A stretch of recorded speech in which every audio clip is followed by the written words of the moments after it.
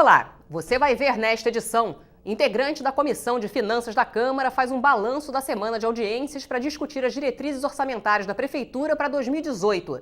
Alguns pontos de divergência, discordâncias foram expostos, faz parte da própria democracia e foi muito proveitoso. Vereadores discutem o projeto do Executivo que cria o Fundo Especial de Ordem Pública e as dificuldades de quem tenta o primeiro emprego. Um projeto de lei prevê que as empresas terceirizadas ligadas à Prefeitura reservem 10% das vagas para os jovens. Foi realizada nesta quinta-feira na Câmara Municipal mais uma audiência pública para discutir as metas e o orçamento da Prefeitura para 2018. Um dos integrantes da Comissão de Finanças fez um balanço das 3 audiências ocorridas nesta semana. A última audiência pública realizada nesta semana teve a participação da Secretaria de Educação, Esportes e Lazer. O secretário falou sobre o planejamento e as ações de expansão da rede de educação. São metas tanto quantitativas quanto qualitativas. Entre as metas quantitativas está basicamente a expansão da rede. O secretário também respondeu às perguntas dos vereadores. Existe previsão de quando inicia, quantos irão numa primeira etapa, ou irão todos de uma única vez? Como é que é essa questão das 40 horas? Terminamos um estudo longo sobre isso e temos pronta uma proposta que permitirá, se nós conseguirmos implementá-la, a migração de 2.000 professores ainda este ano. Muitas reclamações a respeito da falta de mediadores para que acompanhem essas crianças com necessidades especiais em algumas escolas da rede. Então, queria ver quais são as ações que a Secretaria tem implementado ou vai implementar para que, ao longo desse ano, também essa distorção possa ser corrigida. Os primeiros 300 já estão em sala de aula, os segundos 300 estão sendo chamados para o curso no Instituto Helena Antípovo, e em seguida esses terceiros 300. Permanecerá o déficit. O nosso plano é zerar o banco até final de 2018. A subsecretária de Esportes e Lazer, Patrícia Amorim, ressaltou a importância da integração entre as secretarias. Foi uma interação muito importante para o esporte, estar afiliado, estar ligado à educação. Então, dentro dessas questões mais pedagógicas, vamos continuar trabalhando dentro dos equipamentos esportivos, vilas olímpicas, em parceria com a Secretaria de Educação. Nessa quinta-feira, encerrou a primeira etapa do conjunto de audiências públicas realizadas para debater a Lei de Diretrizes Orçamentárias de 2018.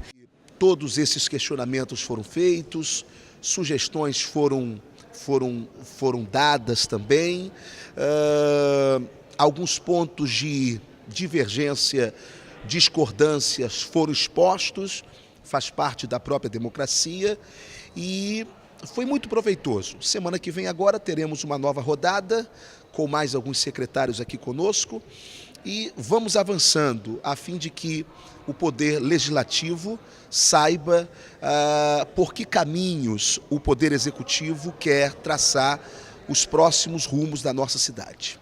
Confira agora os destaques do Diário Oficial da Câmara Municipal nessa quinta-feira.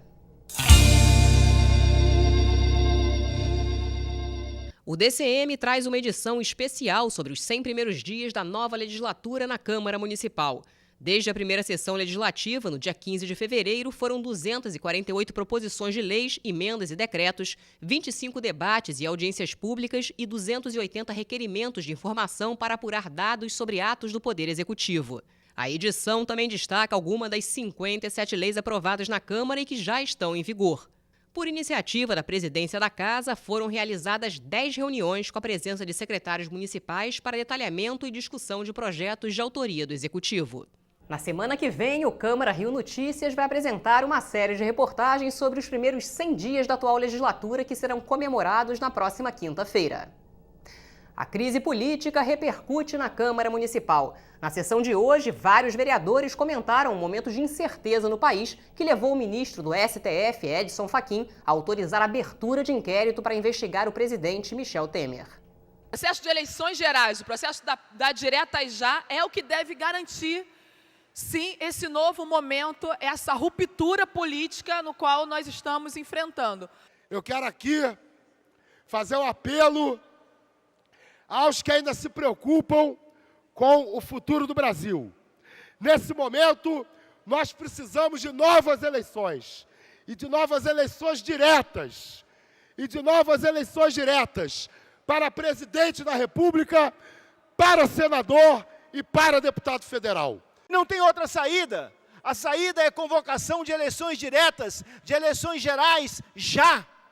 É preciso compreender que o caos estabelecido na política brasileira, e aí as pessoas andavam dizendo, há um tempo atrás, vereador Raimon, o senhor está aí meio chateado e às vezes faz discursos inflamados, porque o golpe foi contra o seu partido, porque o golpe foi contra a presidenta Dilma. E eu venho dizendo há um ano dessa tribuna, o golpe não é contra o PT, o golpe não é contra a presidenta Dilma, o golpe é contra o povo brasileiro. O único caminho que tem para um cidadão que tenha esses mínimos valores é estar nas ruas, cobrando que haja a principal reforma para que a gente possa evoluir em outras reformas, que o país precisa. Por isso, nós que estamos aqui no parlamento, aqueles que têm algum compromisso com a lógica da democracia, temos que dizer, a saída é com mais democracia e não com menos. Nenhuma saída autoritária cabe nesse momento. A saída é repensar os mecanismos que levaram à bancarrota à nova república, que a gente possa reconstruir isso, com mais controle social, com mais participação popular, com mais transparência, desde o momento das eleições até o momento da lógica da governança dos governos públicos. Eleições já, sim, eleições já. E seja quem for, religioso, político, presidente de partido, se comprovado o envolvimento deles em esquema de corrupção nesse país, o destino de todos tem que ser a cadeia. No Dia Nacional de Combate ao Abuso e à Exploração Sexual de Crianças e Adolescentes, o presidente da Comissão Permanente dos Direitos da Criança e Adolescente na Câmara Municipal falou sobre o trabalho desenvolvido pelos membros da comissão. Nós temos realmente pouco acesso àquelas coisas que acontecem e que precisam ser resolvidas por nosso até estímulo, cobrando de serviços públicos aquilo que poderia atender melhor a criança conforme a Constituição determina. Mas a própria família sonega essas informações. Ela não procura, por exemplo, a nossa comissão. Nós procuramos divulgar através das redes sociais, inclusive criamos uma página da comissão para isso, mas você vê que o número de acessos e de reclamações ou de pedidos é um número muito reduzido. Então, uma dificuldade muito grande, porque a família, talvez por inibição, talvez por proteger demais a criança ou se autoproteger, não querer divulgar essas coisas, ela dificulta o nosso trabalho. Hoje se comemora, se celebra a data do combate à questão da exploração sexual de crianças e adolescentes. Esse é um outro tema importante e que nós precisamos que a sociedade abrace e que realmente denuncie até nós, os órgãos competentes, para que a gente possa reduzir esse quadro que é altamente drástico na nossa cidade, no estado e no país. O projeto de lei do Poder Executivo, que cria o Fundo Especial de Ordem Pública, foi discutido em uma reunião nesta quinta-feira na Câmara Municipal. O primeiro secretário da Câmara, vereador Carlos Caiado, abriu a reunião com a presença do secretário municipal de Ordem Pública, coronel Paulo César Amêndola, e outros parlamentares para discutir o projeto de lei de autoria do Poder Executivo que cria o Fundo Especial de Ordem Pública. Amêndola ressaltou a importância do Poder Executivo Municipal contribuir para a segurança. O secretário de Ordem Pública destacou a necessidade de se ter recursos para investir em uma política preventiva. Como existem muitas infrações na cidade que precisam ser coibidas pela via administrativa, questão de multas para poder fazer com que as pessoas não cometam lei do silêncio, multas de trânsito, etc. Isso aí tudo pode ser carreada para um fundo, e esse fundo, então, aparelhar a Guarda Municipal, equipar a Guarda Municipal, capacitar melhor a Guarda Municipal para que ela possa ser mais eficaz na proteção da sociedade aqui da capital e da cidade do Rio de Janeiro. Em seguida, o vereador Dr. Gilberto falou da importância do fundo ser gerido por técnicos da própria Guarda e outros órgãos da Prefeitura. Já o parlamentar Jones Moura sugeriu que um percentual de 60% da receita arrecadada para o fundo seja investida na melhora da qualidade profissional do Guarda Municipal. Outros pontos discutidos durante a reunião foram a importância de se investir na capacitação da Guarda e melhorar o armamento tecnológico para elevar o nível de segurança na cidade e diminuir as taxas de criminalidade. O secretário foi bem solícito a algumas alterações a serem feitas pelos vereadores de diversos aspectos e, inclusive, teve a oportunidade de o secretário apresentar qual é a proposta desse fundo e até apresentar que há uma previsão, que ela não pode ser clara e definida, de 45 milhões de reais para esse fundo ser gerido. Um projeto apresentado pela vereadora Verônica Costa prevê que 10% das vagas de emprego nas empresas terceirizadas ligadas à prefeitura sejam ocupadas por jovens. Os brasileiros com idade até 24 anos são os mais atingidos pelo desemprego. Há 4 meses, Gabriele conseguiu o primeiro emprego num banco. Mesmo em tão pouco tempo, ela já sentiu o quanto aprendeu. Ele tira o medo, né? Porque aí você já tem uma experiência de como é lá, então você vai seguir sem medo.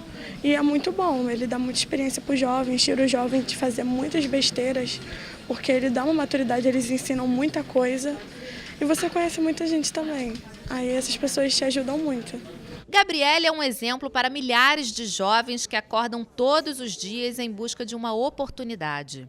Segundo o Instituto de Pesquisa Econômica Aplicada, os jovens de até 24 anos são os mais atingidos pelo desemprego. Por isso, a luta para entrar no mercado de trabalho começa cedo. A principal causa do desemprego entre os jovens é a falta de experiência profissional exigida no ato da contratação. Cerca de 600 pessoas com este perfil vão diariamente ao Centro de Integração Empresa-Escola do Rio de Janeiro à procura de vagas para estagiário ou aprendiz. Elas sabem como este pontapé inicial é importante nesta fase da vida. O que a gente acabou de aprender, a gente tem um conhecimento assim novo, aí a gente sabe mais ou menos ajudar eles. Através de um projeto de lei, a vereadora Verônica Costa quer aumentar as possibilidades para os jovens. Caso ele seja aprovado, as empresas que prestam serviços terceirizados à prefeitura terão que dedicar 10% de suas vagas para este tipo de mão de obra. Os candidatos precisarão ter de 18 a 24 anos, estar cursando ou ter concluído o ensino médio e comprovar, através da carteira de trabalho, que nunca exerceu função remunerada. Quando você dá esperança, quando você qualifica, quando você profissionaliza um jovem, você diminui a violência, você salva uma família, uma vida. E eu fico muito feliz com os pares, com os colegas vereadores, em poderem junto, comigo aqui, comprarmos essa bandeira, da gente poder levar essa esperança, essa oportunidade de resgatar um jovem. A gente, quando vê essa tragédia que vem acontecendo, os jovens se perdendo com as drogas, ele dentro da favela sendo vítima da violência, eu acho que violência e drogas se combatem com oportunidade. Superintendente do CIEE do Rio, o professor Paulo Pimenta garante que os empresários que abrem as portas para os jovens não se arrependem. Para a empresa é ótimo, porque ela está preparando o seu próprio pessoal. Então, quando os supervisores internamente começam a dizer ao jovem como é que funciona a parte técnica, junto com a parte comportamental que ele já trouxe, isso faz com que ele, com certeza, ele progrida dentro daquela empresa. Nós temos vários jovens que começaram como aprendiz e hoje já estão em banco gerenciando a agência. Então, é um sucesso extraordinário. E o Câmara Rio Notícias fica por aqui. Até a próxima!